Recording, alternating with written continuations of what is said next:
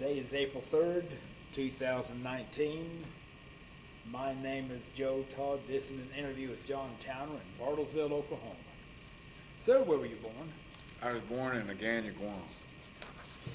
Where in Guam? Agana, Guam. How you spell that? Agana. A-G-A-N-A. Guam. And when's your birthday? It's August the 12th, 1950. 1950. Who is your father? William S. Towner. And your mother? Her name is, it's really long. It's her last name is Pereda. How do you spell that? P-E-R-I-D-I-A. D-I-A. What's the first name? And her first name is Amelia. Amelia. And she's from Portugal? Her mom was from Portugal. Okay, okay. Now, you were born in Guam. Right. Was your father military or? Yes. Okay, okay. How long were you in Guam? Well, born in 1950, and I wasn't even a year yet. My dad was already in the States waiting for us, and we got shipped to San Diego, California. Okay, And he was working for ship repair facilities there. okay. Was he in the Navy, Marines, or? No, he was civil service. Oh, civil service. Right. Oh, okay, okay, okay. Where did you start school? When? Where? Where? San Diego, San California. Diego.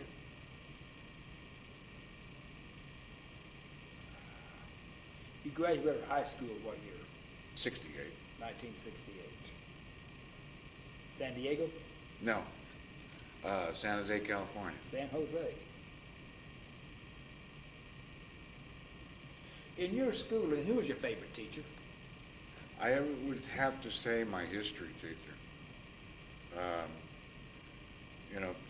Traveling with my dad all overseas, history was really interesting to me.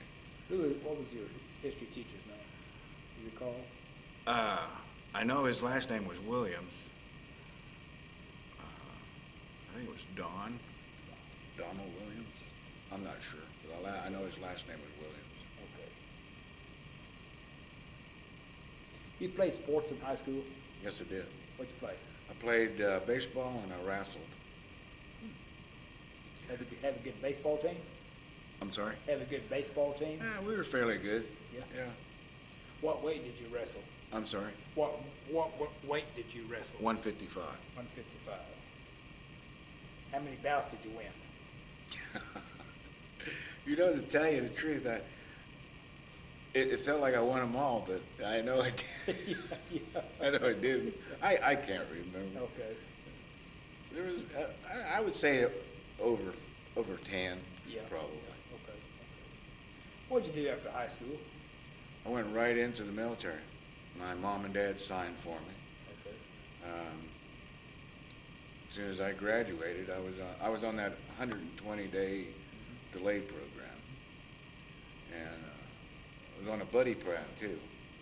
We were the San Francisco platoon, the Golden Gate platoon. Yes. And there was 4 of us that went in on the buddy team. Now, did you go in the Navy, Army, Marine Corps. Marines. We were all every one of us were in the same high school, so we were all talking about what are we going to do this summer. Why did you join the Marines over the Army, Navy, or Air Force? Ever since I was a kid, my dad, of course, working for the Navy, I always saw those Marine Corps guards on the gate. Boy, those guys were pretty cutting edge guys, you know, snap to the whole bit. Plus, their uniform really attracted the four of us. Yeah. You know, because when we went down to the post office, everybody wanted us, in you know, the Navy was grabbing at us, the Army, the Air Force, everybody, and we had already made our commitment to the Marine Corps, all the four of us. So. When did you join the Marines? When? When? It was July the 26th, the latter part of, early part of 68. 68. Yeah. Where'd you go for boot camp? San Diego. San Diego. MCRD. Remember the yellow footprints? Oh, yes, most definitely. What are those yellow footprints for? Well, all of them are at a 45-degree angle, and everybody's back to back, and on line, left to right, forward and backwards. It's just to keep us all in one direction, so they could, I guess, oversee us. They had us in it's almost like a loading dock, and it was like embedded into the ground, and the drill sergeant kept walking around us, dare not look at him. But we were actually kind of like down in a hole. It's like where a truck would pull into and unload, and then it had a little step onto the side, and that's when he said, when we call you, well, he went through his whole spiel, you know, all you fat guys, we're gonna put all your fat on the skinny guys, and you skinny guys, it was, you know, it's a weird kind of pep talk, but anyway, told us that, you know, he is now our mailman, our grocery man, the whole bit, you know. Nobody exists but him. Anyway, then he said, when we call your name out, run up here and sign your name. That was our first haircut. It wasn't none of that little off the side. No, it was pretty weird. Tell me about boot camp. Well, I tell you, when I first got there, I don't know how everybody else felt, but it almost felt like I was in a dream. Because when we got there, it was 7 o'clock in the evening. Mind you, there was 105 of us that got off the plane in San Diego. And they had, one of their buses broke down, so they had crammed us all in one bus. And then when we got to MCRD, you know, it's like, get out, hurry up, get out, get on the yellow feet, you know. But after that, we went through processing, you know, took all our civilian clothes off, put them in a box, shipped them home. And then it was about 2:30 in the morning.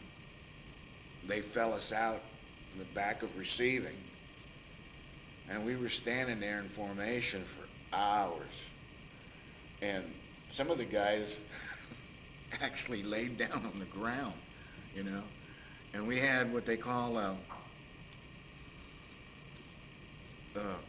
initial sea bag, and all it had in it was another pair of dungarees, underwears, t-shirt, socks, and they called it our bucket issue, because we had a bucket where we had to do our laundry in, and clothespins and the whole bit.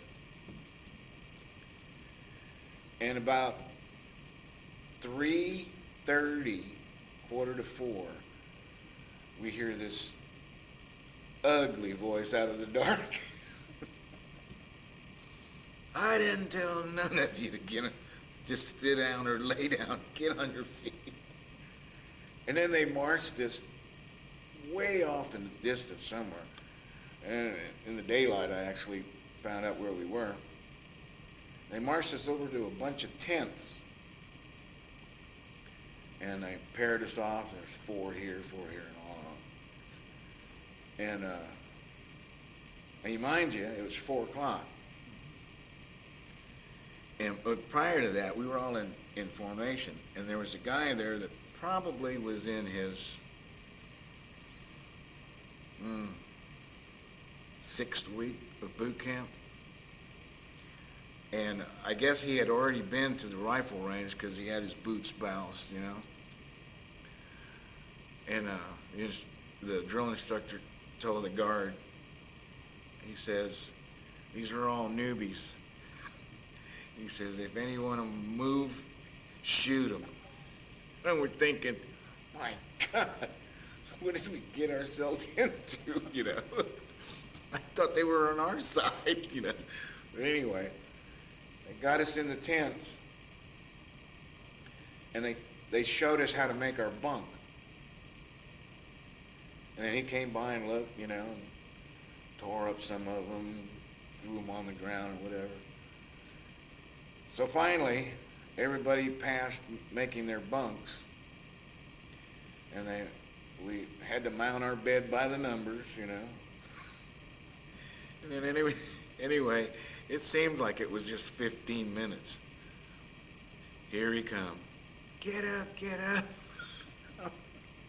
I'm looking, I'm going, what in the world? I thought we were going to go to bed. Anyway, they got us up. And first thing is, we had to go over to another, I had to cross this path or road or whatever they want to call it. And all the latrines were down there, so we had to go do our 3 S's. And then we went to breakfast. And that was an experience on its own. Standing there, you know, in line with your tray up against your chest. And every time you moved, you had to sidestep and put your tray out. I remember this one kid, though.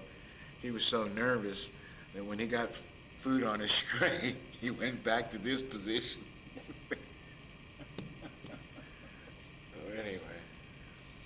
And it seemed like, you know, we had 2 seconds to eat breakfast. Figured there was like 6 rows of us, and he sat us down, and when he sat the last one down, that's when you know, the first ones were already eating, the last one's already starting to eat. The next time he come back down, he got everybody up on the first bit, you know. So he really didn't get to eat breakfast the first day.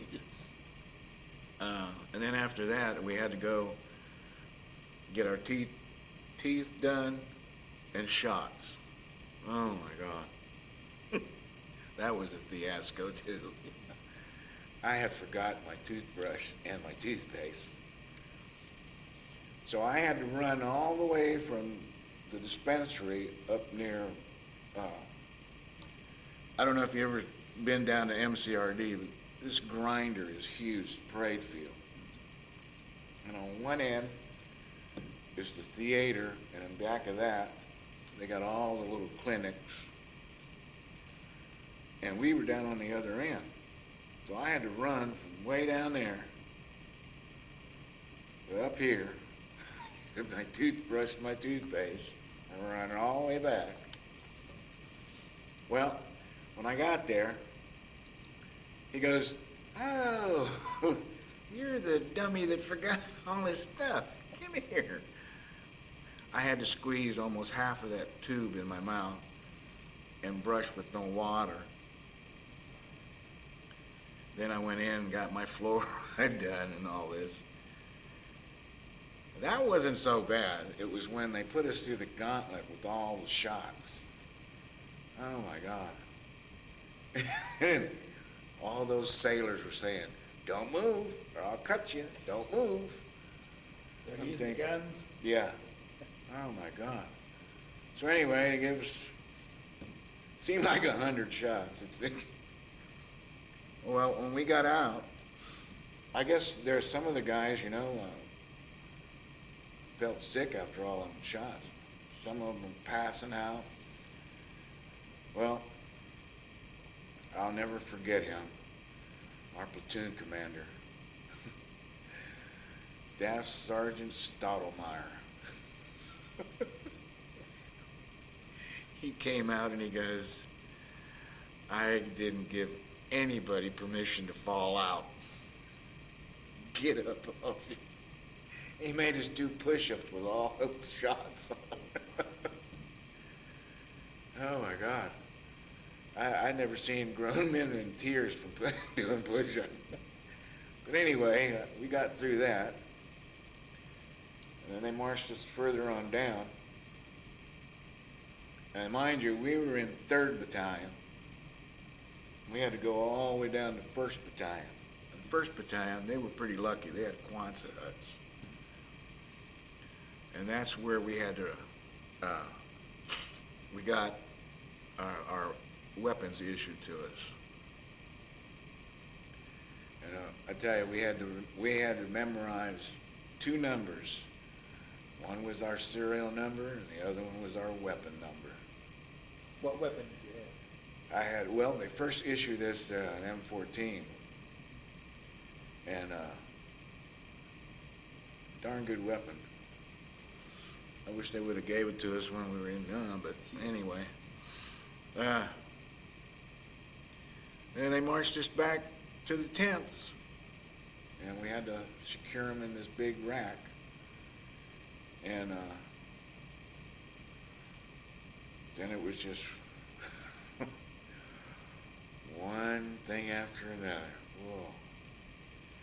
Teaching us how to march, you know, how to do the left face, right flank, all that, oblique to the rear, you name it. And, you know, being civilians for the first 17, 18 years, you know, marching was the furthest thing from our minds. So we had a good old time with what was our left and what was our right. There were some of us that had to paint R's and L's on our boots, put sand in our pockets, and I tell you, after that sand gets wet and starts rubbing on your legs, you remember which one is your left and right. What type of training did you have in boot camp? I'm sorry? What type of training did you have in boot camp? In boot camp itself, really, it was mostly at MCRD. We had nothing but marching. Then we had confidence scores, all to show how we put our tents together, how to fold our clothes for inspections, most of that stuff. We didn't really do anything combat-wise until it was probably the 10th week. We went to Edson Range, which was probably 40, 50 miles up the road, Camp Pendleton, from NCRD. And then that's when we were the rifle range for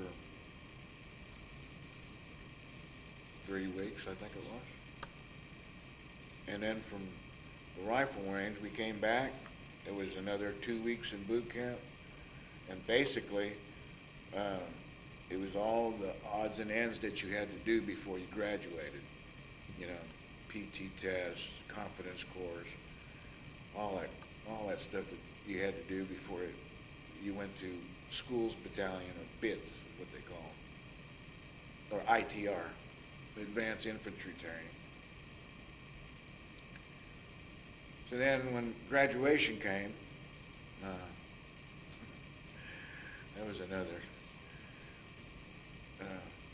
experience. You figure we graduated in the summertime, so it was at the end of summer, actually. And we were actually going from short sleeves to long sleeves, so we graduated in long sleeve shirts. And then after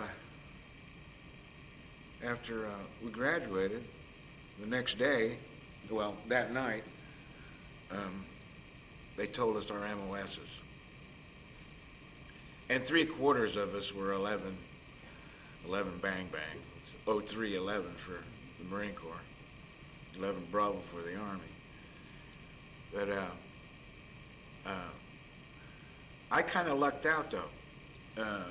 Mine was an 11 Bravo Papa, and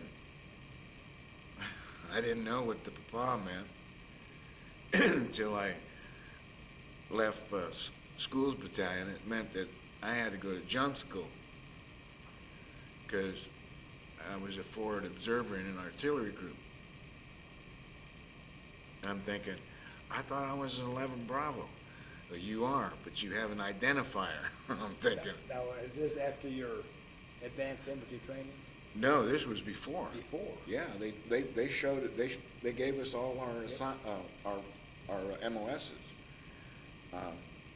My buddy that I went to school with, Jerry Dougherty. He was the only one in the group that got. He was a cook. So, but when we went to schools, we were all in the same area. Matter of fact, Jerry was across the parade field from us. Clark, he was a pole man. They made him a pole man. He had to climb poles and do wiring and stuff. And then there was Mac McFarland. He was the only one out of the group that went with me to Arty school. And we kept telling the instructor, we're 11 Bravos. I mean, we're 0311. And he says, that don't mean nothing. He says, it's the identifier that we go by. And I'm thinking, okay. So anyway, after school, we have what they called staging battalion. And we had to Did go you go there. to jump school? Yeah, went to Benning for 2 weeks. Now, is this, when did you go to Benning? Right after schools. Matter of fact, Your infantry training? I'm sorry? After your infantry training? Right. You go to infantry training, then you go to, and if you're an infantryman, you're supposed to go to what they call bits. You learn all the weapons. But if you have an identifier, they send you off to somewhere else. Okay. But after school, if you have to go to another school, that's when they send you. And there was 4 Marines and 4 sailors that were in our class, other than all the Army. How did your infantry training compare to boot camp? Oh, like night and day, you know. I mean, mostly in boot camp they teach you mostly traditional stuff, the marching, the saluting,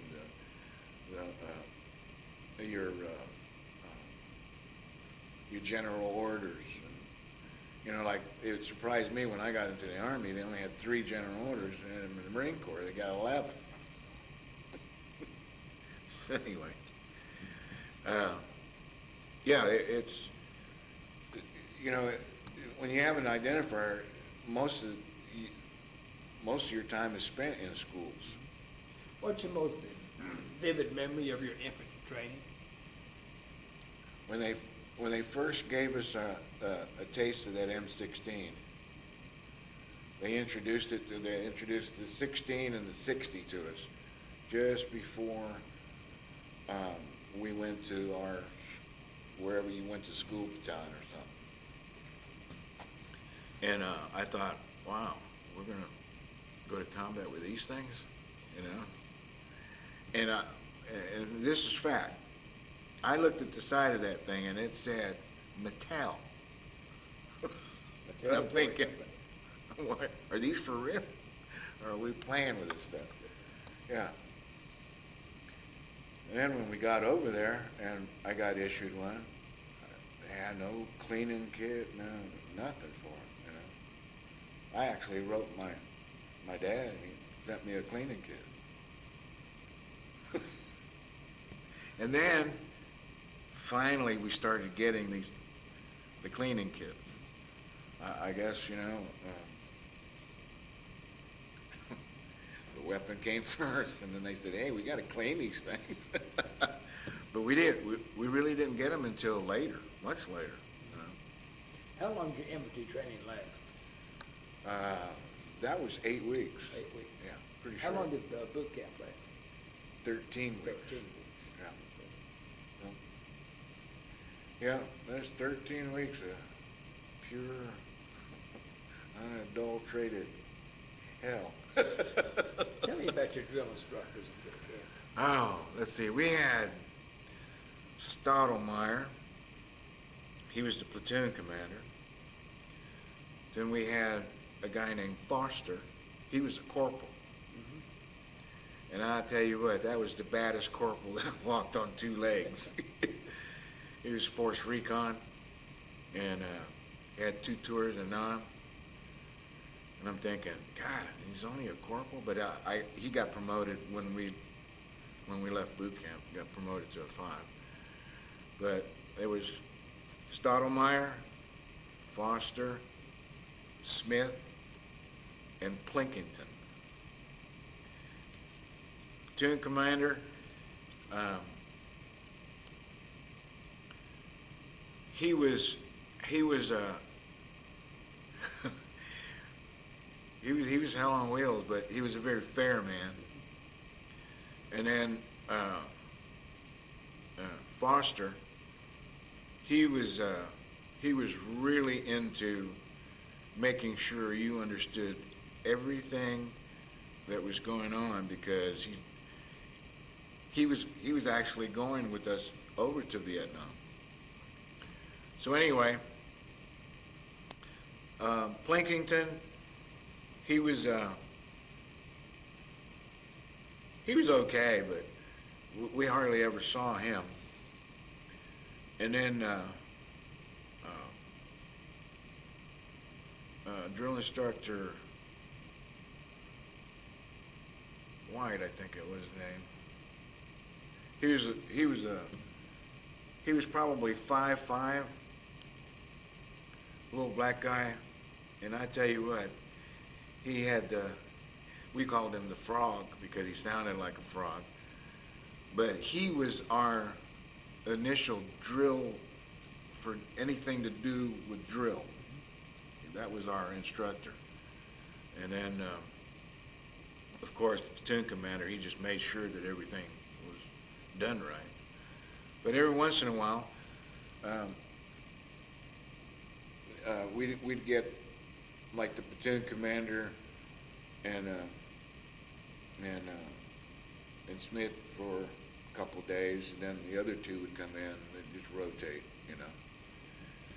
And then there were some days that all 4 of them were there. But yeah, I remember we had our last inspection, and somebody messed up.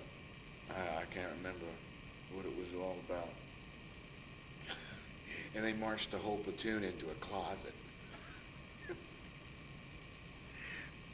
It was to teach us how to be a team. And we had this real small guy, I can't remember his name, but he was the house mouse. Anytime they called the mouse, that meant he either had to go to the mess hall and fill up the urns of coffee, or go get this or go get that. He was the gopher. Then we had this guy named Brondike. He was king rat. We had a mouse and a king rat. And if they needed anything, they sent the king rat out, and he was the one that scrounged up stuff. Anyway, during that time that we were marching into the closet, we had the house mouse in the middle so he wouldn't get crushed. Why'd they march you into a closet? I guess that was the first thing in his mind. It was one of those, it was a closet, it was about as big as that, or the wide, as wide as that. Those two doors? What, Yeah, about as 6, wide as those two doors. 6, 8 feet? But it was probably a 10 by 12 Yeah. square, you know, and then to stuff, you know, 104 people in there. But anyway. So you went to jump school after your infantry training? After schools, Yes. after school. And then from there, I came back to staging battalion.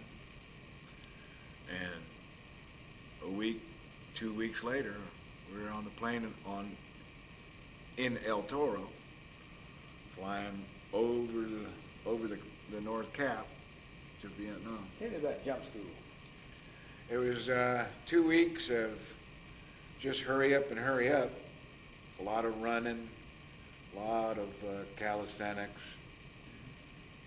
how to fall, how to break your fall.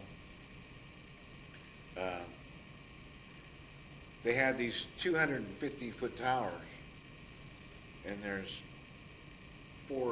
two chutes that will go up, and then it'll hit this, I don't know what it is. It hits on the top and then releases the chute, and then you float down to the ground. I remember eating the side of a bus. It was pretty windy that day, and he kept telling me to slip left, and I'm going, I'm trying. I went across the street into the motor pool. How many jumps did you make in jump school? Well, there's only 5, really. You're supposed to do 3 days and 2 night jumps. We only did 1 night jump, and we did another day jump. I don't know why we didn't do 2 night jumps. They never told us, but, What were you thinking doing that first jump? they had to kick me out. I think I took half the plane with me. And they were both in both my hands. I made the mistake of looking down.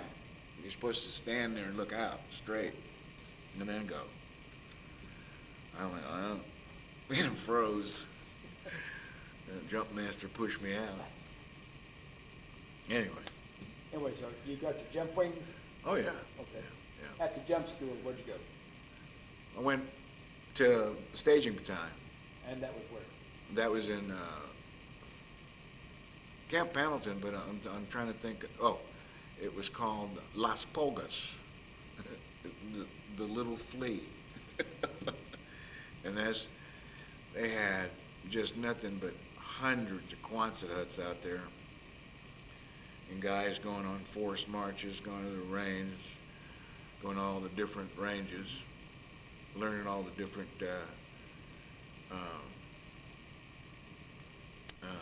crew served weapons, 60s, let's see, 60 mortars, 4 deuce mortars, stuff like that. And then after you get all that, and it was mostly not training, it's more like a refresher course before you get over there. Because I know when I got over there, I wasn't formally put on a 105. I was put on a 4 deuce.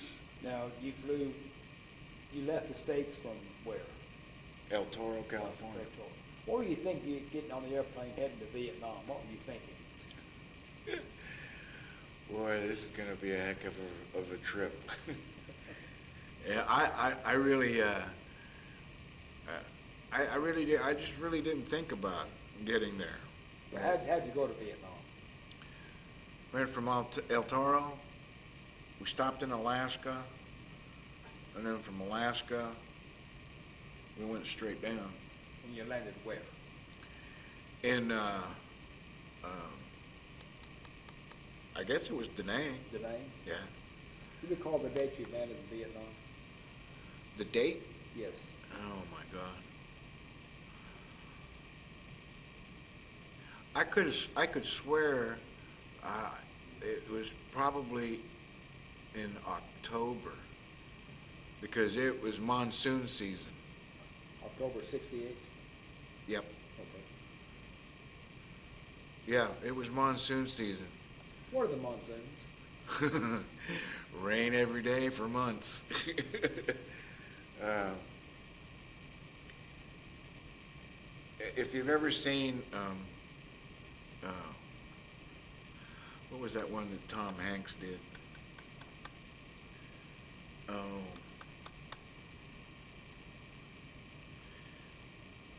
it all started with the Bubba Gump shrimp thing. Oh, Forrest Gump. Forrest Gump, there you go. When he was saying that it rains so hard over here, some of it comes from the ground up, or no, it's just hitting so hard, it looks like it's coming from the ground up. But yeah, my feet are suffering today because of the monsoon. It was, good Lord, it seemed like it rained for a whole month straight, you know. What did you do in Da Nang? In Da Nang, they put us and they took us up to Freedom Hill. And I was by myself in this one long building, and they had a bunch of bunk beds in there. You know, they told me, they said, "Hey, Arj, you can go sleep in there, and just come back to the terminal in the morning, and we see if we can't get you a flight out." So I'm thinking, okay. But all through the night, you could hear, skirmishes everywhere, sirens going on, and I'm in this. I guess it was a barracks, and there's no running water in it. You had to go and pail your water to use the latrine. And then in the morning, I didn't get any sleep. I sat in that bunk with my duffel bag behind me and just looking out, just watching everything. Every once in a while, maybe dozing, but never really sleeping. The next morning, got up, went into the terminal, and I hooked up with this E7 that had been over there before. And he says, "Where are you going, bud?" I said, "Dong Ha is my battalion rear." He goes, "We'll get up there." They couldn't get us a flight because there was so much water on the airstrip, they couldn't land or take off. And Dong Ha was up the road, and that E7 said, the gunnery sergeant said, "Come on, let's go." He goes, I said, "Where are we going?" He goes, "We're going to catch a ride." So we're out on this highway, thumbing it. And I remember the two guys in a weapons carrier with all these tires stacked in the back of it, stops. And he goes, "Where are you guys headed? You know, it's almost curfew." And I'm thinking, what? The traffic closes on Highway 1. So they said, "Where were you going?" I said, "Okay, hop on." I was the first one to get off because gunnery sergeant had to go a couple more miles up the road. I got off that weapons carrier and walked across that muddy road, and there was just MP standing at the gate. And he goes, "Where are you headed?" I said, "I'm trying to find my battalion."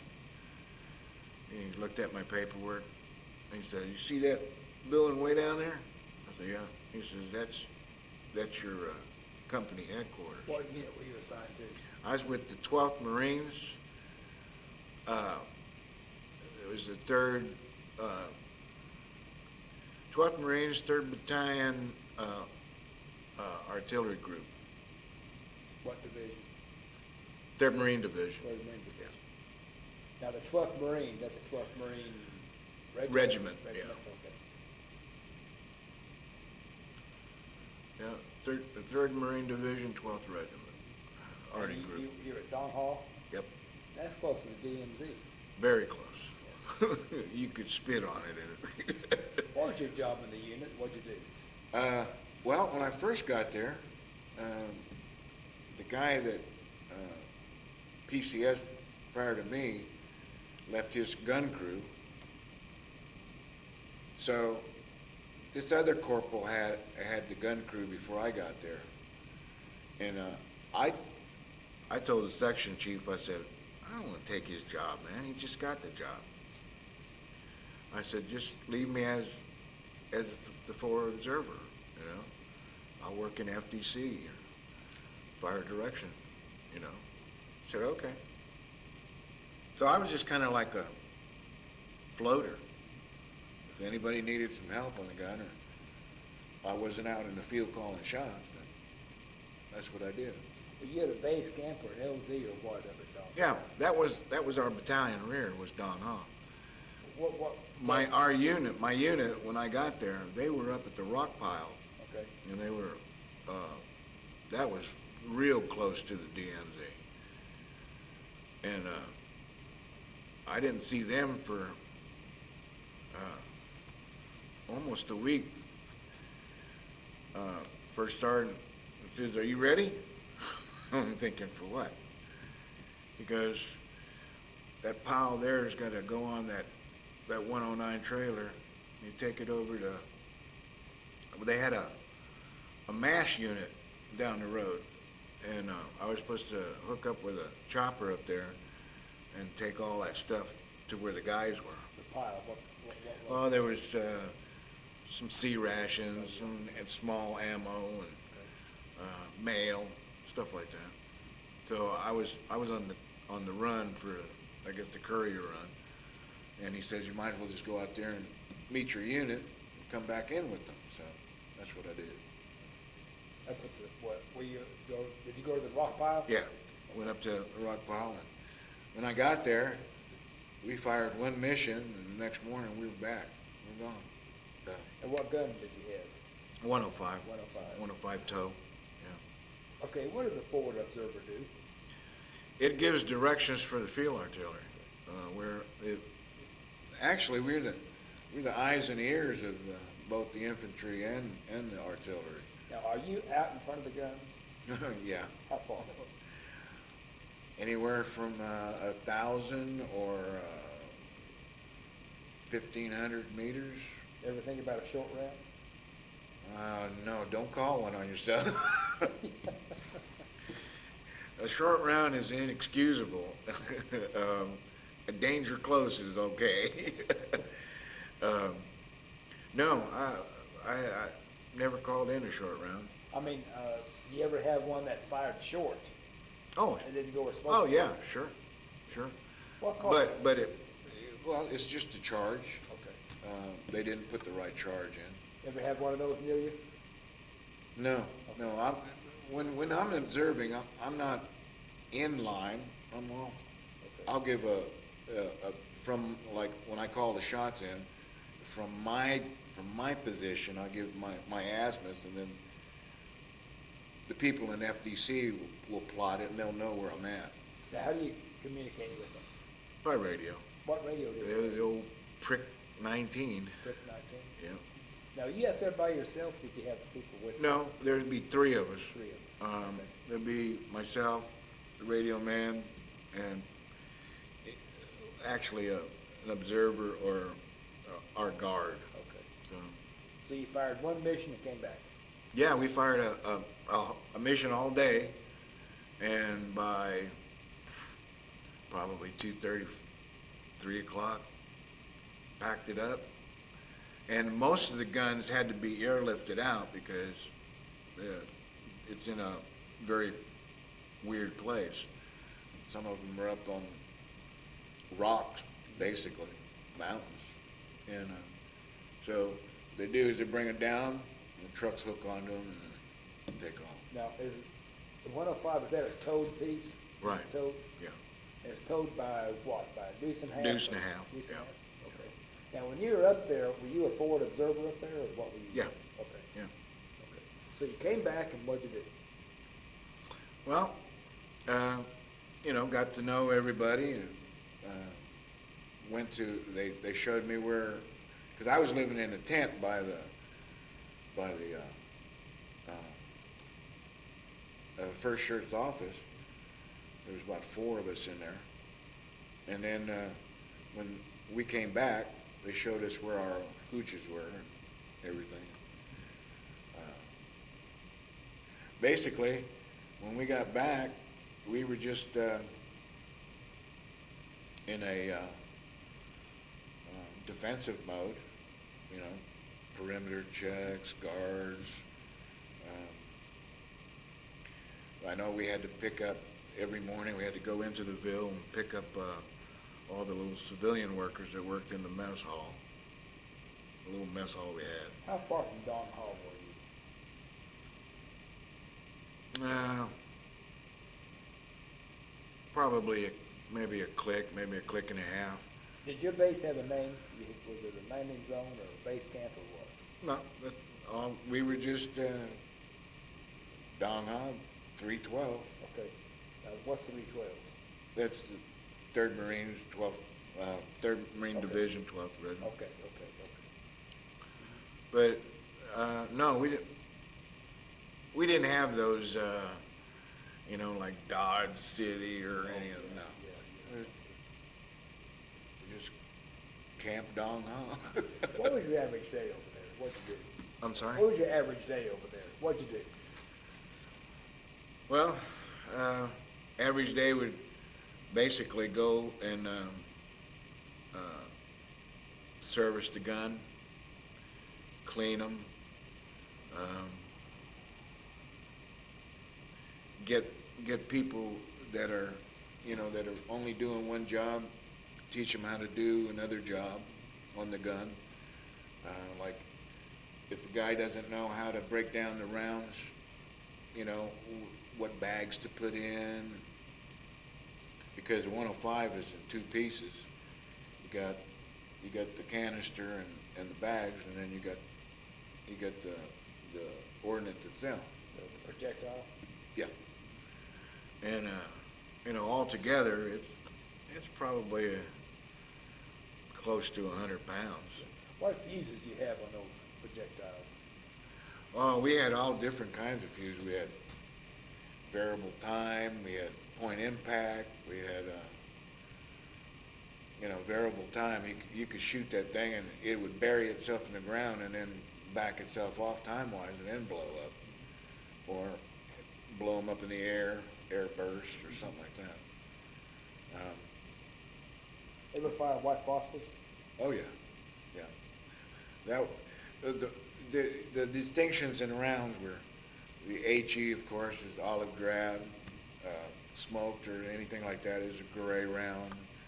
Phosphorus is probably a light green round. And then you screw the whatever fuse it needs to go in there. Other than they actually have what they call a sabot round. It's just nothing but iron, and it punches holes in bunkers and stuff like that. What about the beehive round? You have it? Oh yeah. What's the beehive round used for? That's used for if you're getting people in your wire, and you're just about to get overran. You put the barrel down at 0, and put that VT fuse on 0. When it comes out of that tube, about 50 to 100 yards, there's like 3,000 darts go out, and it's pretty devastating. Um, it's a pretty ugly sight when you have to clear the wire down there, and you know, people look like they have blemishes on them, you know, pimples or whatever. It's not a pretty sight, but anyway, yeah, that VT rounder or that beehive was something else. Now, up there at Don Hall, did you have VC or NVA up there? Both, Both. yeah. If you're up north, you're gonna run into the regulars too. Further down south, you get a lot of the VC. But during the TET, good majority of those people were just regular NVA.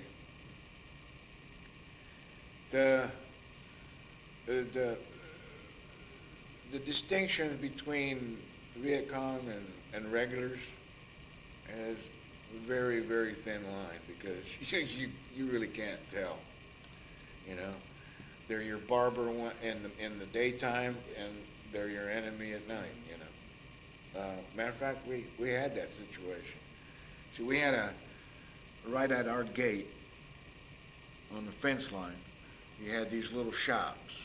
You had a laundry, you had a barber, and kind of like a little trinket shop. Anyway,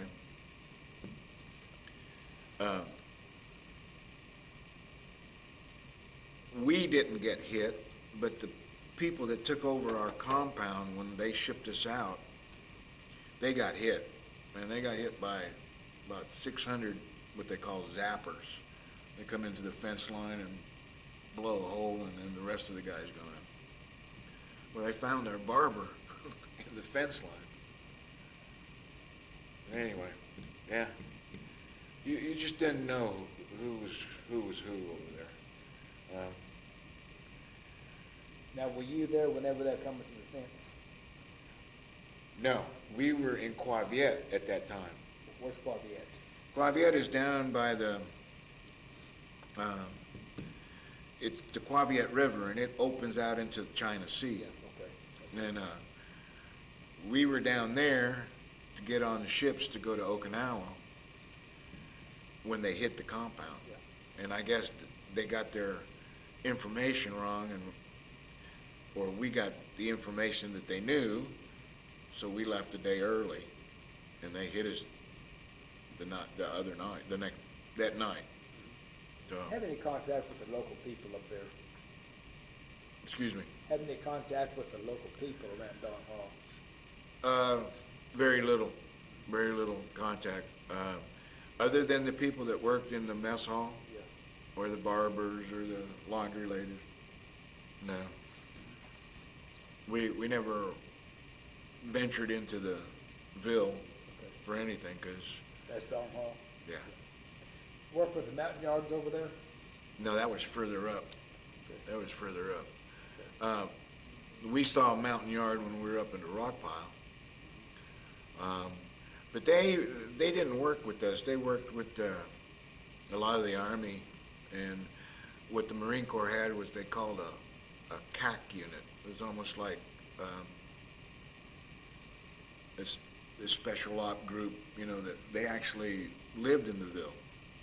Okay. How do you spell cat? CAC. It's CAC. It's K.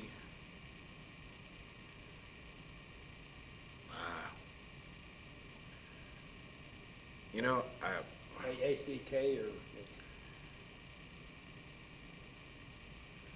it's KHA or something like that. It's CAC unit. Anyway, Okay. I can't remember, because I wasn't in one, but they're like the intel people, Okay. you know, and they try and help as much as they can in the Ville by, you know, medical assistance for the people in the Ville, or stuff that they need, you know. Did you work with the Arvins? I'm sorry? Do you work with the Arvins, South Vietnamese? You know, they came on our compound a couple times, but we never worked with them. They came on to get some supplies or whatever, and that was about it. What about the South Koreans? We worked with the Rocks Yeah, up at the pile. yeah. Matter of fact, they had an arty group up there with us. Those guys are something else. Yep. Now, you say you went to Okinawa? I'm sorry? Did you go to Okinawa? Yeah, yeah, when they pulled us out, God, How long in Vietnam before you were pulled out?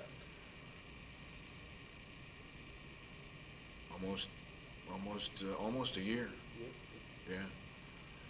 Because,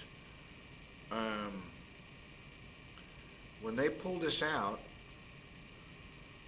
we floated up and down the coastline for a week before we actually went to Oki. But I don't know if that was because there was a typhoon brewing, because we hit the tail end of it. Boy, I tell you what, that LST was something else in it. Now, was it just your unit or the whole division went to Okinawa? It was the whole division. Whole division? Yeah. We were put on some LSTs down in Quaviet.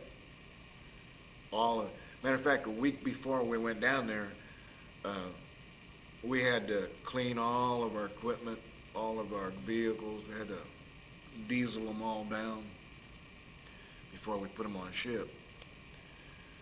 And then prior to getting on ship, everybody had to get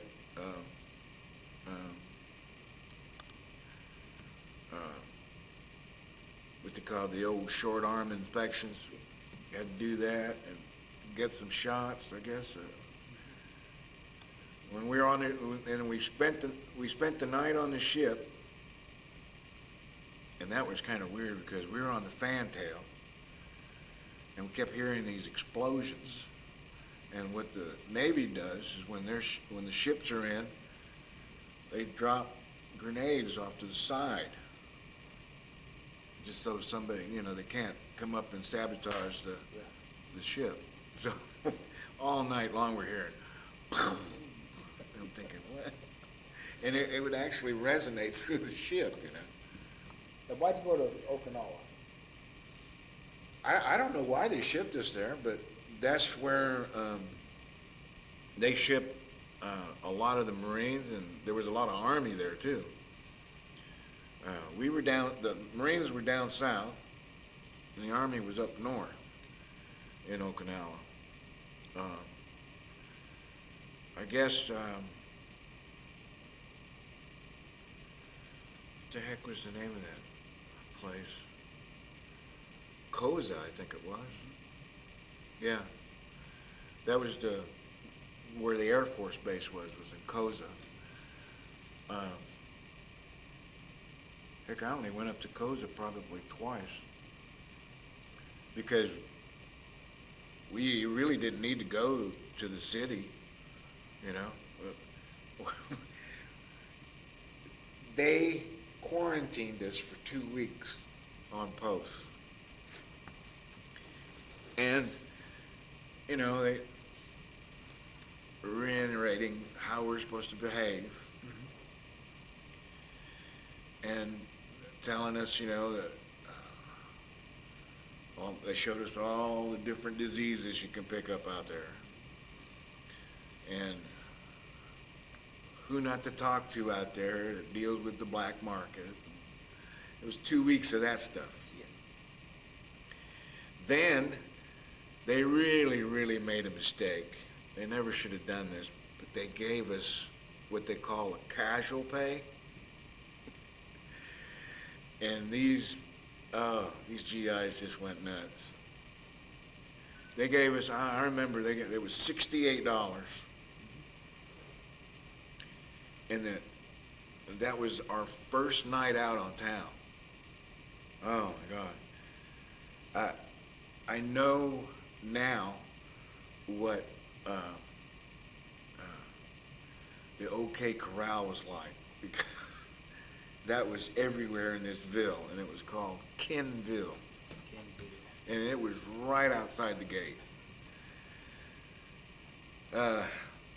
When you went across the street from the gate, there was a little restaurant over here, and you could make Mars calls back to the States. And it was nothing but restaurants, the blue light section, guys you could show them a picture of a suit and they'd make it for you, oh, it was crazy. Now, where were you in Oklahoma? Where were you based? I was in Camp Hansen. Camp Hansen. Yeah, Okay. that was down south. Okay. See, the Marine Corps, they had Hansen, Schwab, Butler. God, I can't. That was all down south. Yeah. I know one thing we did that was pretty neat. Our chaplain asked for volunteers to help this local chaplain in the Ville. So we had to go down south near Camp Butler, and there was this home that was being refurbished by the locals, and this thing was like over 200 years old. And we cleared all brush around it. Man, we started from like 6:30 in the morning, and we didn't get done until about 7 in the evening. And all of us Marines, we had a busload of us, we're out there just hacking all the weeds, piling it up, taking it to the dump, burning some of it, while the ladies of the Ville were in there cleaning the house. And you figure now, this is 200 years old, over 200 years old, and that house was immaculate. The floors was nice and shiny and smooth, but the wood that they used, and there was not a nail in this building. It was all dowel or some kind of joint, and it was real hard wood. So then the women fixed a meal for us.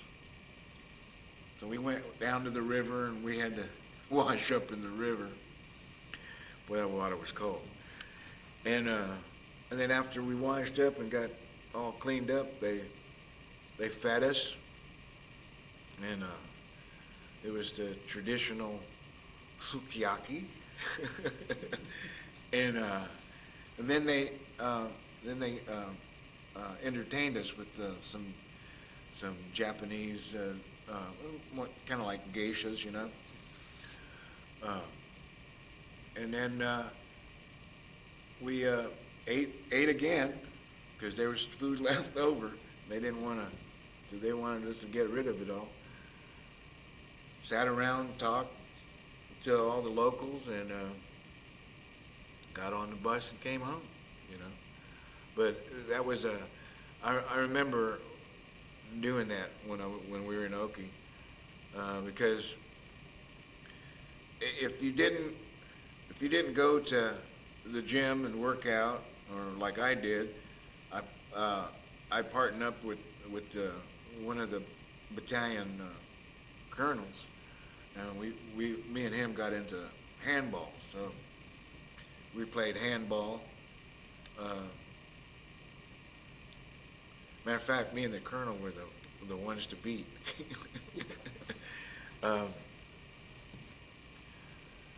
And then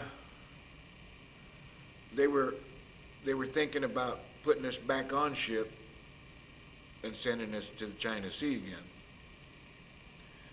But that never happened. I think they sent some other people. But after that, this message came down from Department Headquarters Marine. that if you had like maybe 4, maybe 5 months left, they were asking people if they wanted early outs. So, myself, a guy named Paul DeCroix, Joe Cano, and I want to say one of the guys that was with me in California, but he was at another company. But anyway, they gave us early outs, and it wasn't really much of an oust, maybe a month or two, or so some of the guys was just weeks before they got out or rotated.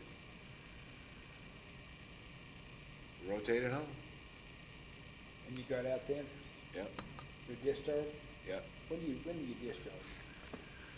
March the 7th, 1970.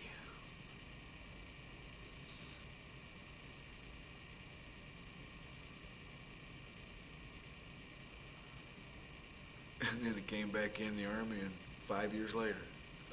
You joined the Army then. Yep. What'd you do in the Army?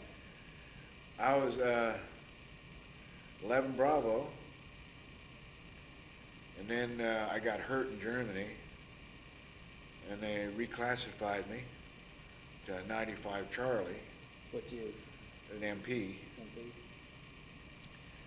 and I spent 11 years in the infantry at Fort Campbell.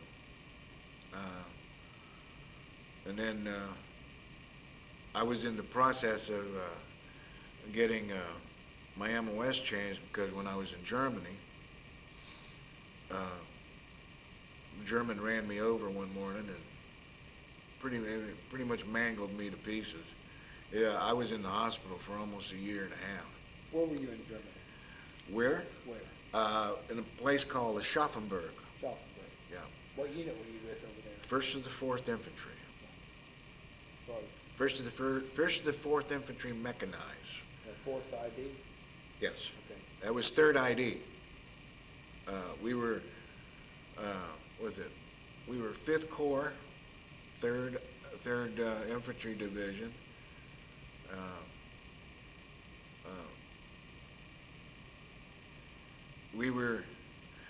I was in a unit that didn't have a unit crest. We had a green and red and green trim epaulet, because during the Spanish-American War, they got their colors. They got their colors. They surrendered their colors. And so anyway, when Why'd you join the Army instead of going back in the Marines? because they said I had to go back to boot camp. And the Army had this thing called the Minuteman program. It was a 2-week course of just learning how to march again and all the small stuff, and getting you back into shape. When were you in Germany? 1976 to 1980. And then from 80, I went to Fort Campbell. Did you get to Berlin? I'm sorry? Did you get to Berlin? I went once.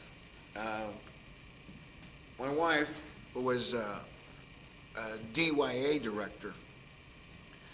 Matter of fact, she was higher ranking than I was. She was a GS-12. And anyway, she worked for the Special Services, and matter of fact, she made it all the way up to area director. Matter of fact, she had Arcusern, one in Hanau, and one in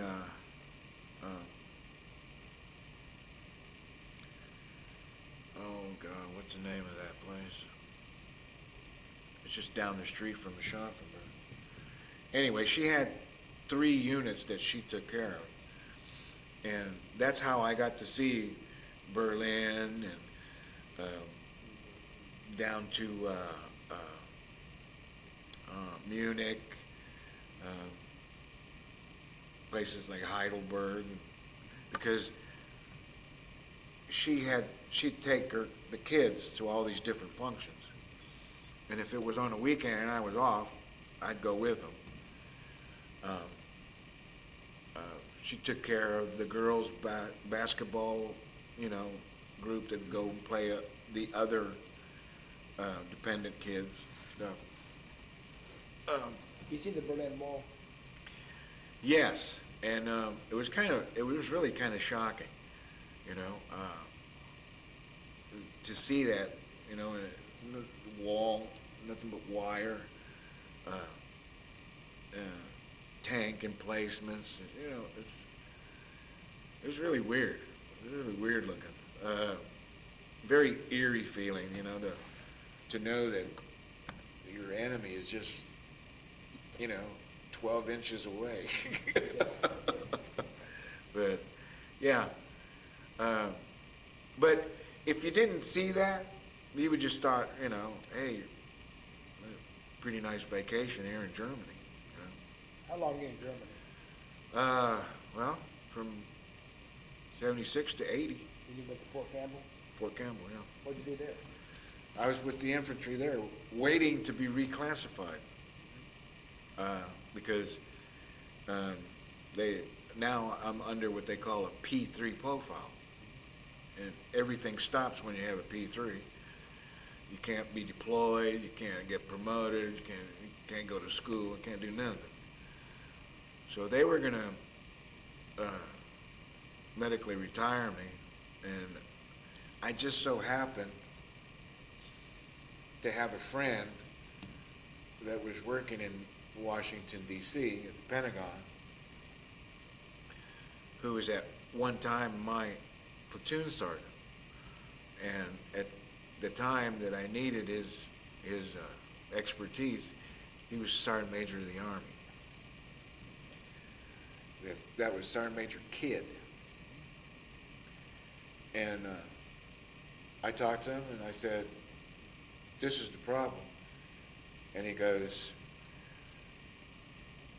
hurry up and train and get that PT test done and pass it, and then we can go from there.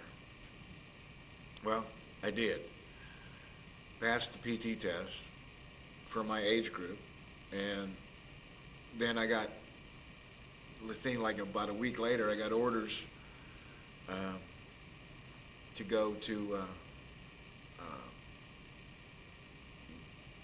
Fort Leavenworth. And I was there from 91 to 93 when I retired. How long were you in the military? Altogether, plus the Marine Corps, 26 years. 26 years. Yeah. That's why what Sergeant Major Kidd said was, if you pass that test, you'll be able to retire. If not, you will retire medically. So I made it, and 3 years later, they let me retire. And if I was to do it all over again, I'd do it. And I would tell every one of these school kids to think about if they don't have a plan, military is a good way to go. What's your best memory of Vietnam? Leaving it? No. My best memory, I guess, was the night that they were hitting East Dong Ha. It was across this valley. We were up on a hill, and East Dong Ha was up on a hill. But they had these two 175s that were planted in the valley. And they were, the VC or the NVA were always trying to knock these things out. So one night, we're in the hooch playing cards, and all of a sudden the siren goes off, and they're hitting the east side. Well, we had to alert, everybody got in their bunkers and things. And why I remember that night distinctly was the first sergeant said, "T, pop a flare." So I popped the flare, and that dang thing went up, and the wind caught it and came right back over our position. He was shaking his head. He's going that way. But I remember that thing. It was like it was yesterday. Yeah. What's your worst memory of Vietnam? Probably when I saw a buddy of mine get killed. You know, we had a thing over there where, you know, friends are real hard to make, and when you make them, it's real hard to lose them. So, I think that's one of every time I think about it, I get emotional. But yeah, probably when you lose your friends. Yeah. You know. What'd you do since you retired? I'm sorry? What'd you do since you retired from the military?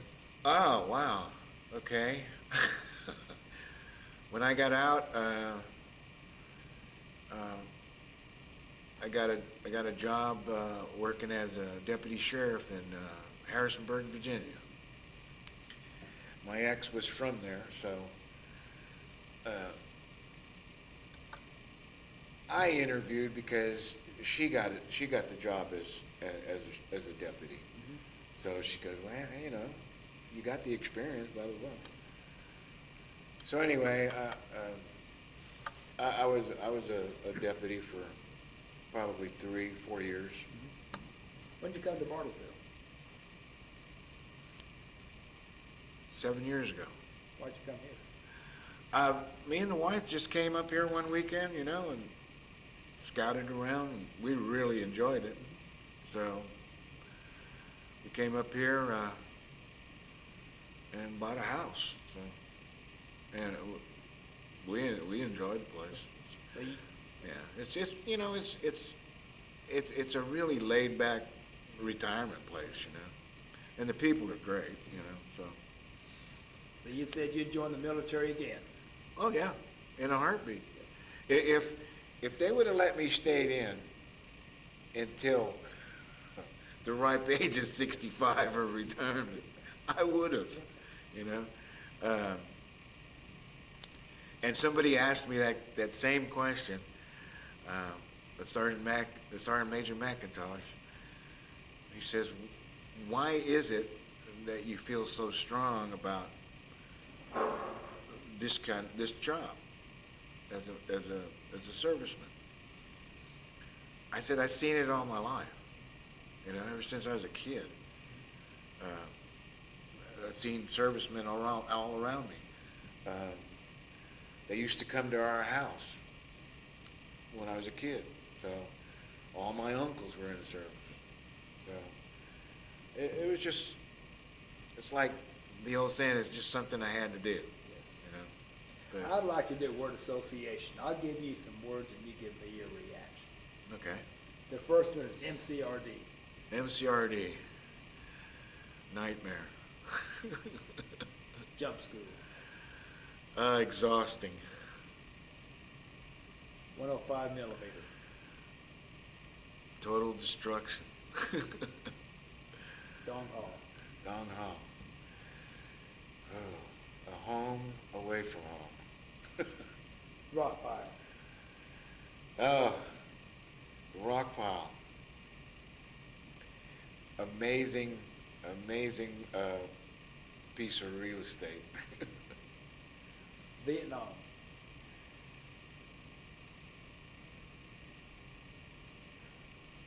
Something I guess we had to do.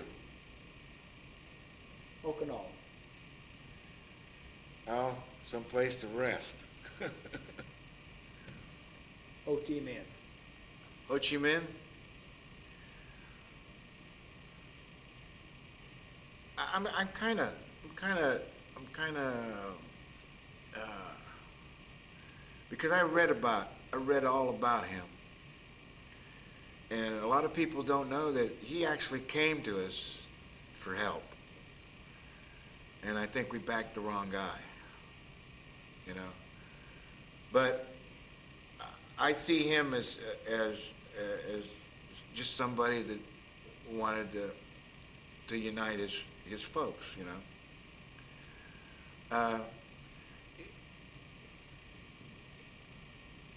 It's just sad that we had to go that route, you know. I'd like to go back and see what it's like now. I watch those guys that make that trip, you know, and I'm thinking, wow, that'd be kind of neat. Lyndon Johnson. Lyndon B. Well, all I remember about him was we had a jail in Vietnam that was named after him. It was the LBJ, the Long Binh Jail. So they called it LBJ. I tell you, it's, I don't know. I hate getting into the politics about it, but I think he really didn't really want us there, and he just didn't know how to get us out of there. Richard Nixon. Richard Nixon, oh Tricky Dicky. He was another one, I think, that you know, you could kind of take him half and half. I know that he was pretty crooked in many ways, but I do believe at one time he was the ugly American, okay? And he was very fluent of what he knew about that place and how they treated him as when he was, I think he was ambassador? No. He was some kind of liaison to Vietnam during the Eisenhower administration. He was vice president under Eisenhower. Right, okay. But he was over there, he was over there for some reason.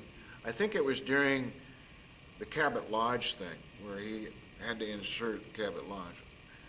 But, yeah, they treated him pretty miserably over there. But at least he got us out of there. Yes. How do you want to be remembered? You know, I don't know, Joe. I really don't. I guess I'd like to be remembered as